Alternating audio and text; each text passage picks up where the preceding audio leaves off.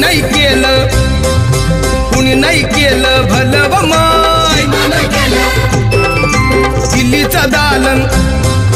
दिल्लीचं दालन फुलं व माय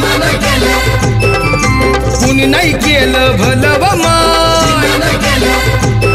मग दिल्लीचं दालन फुलं व माय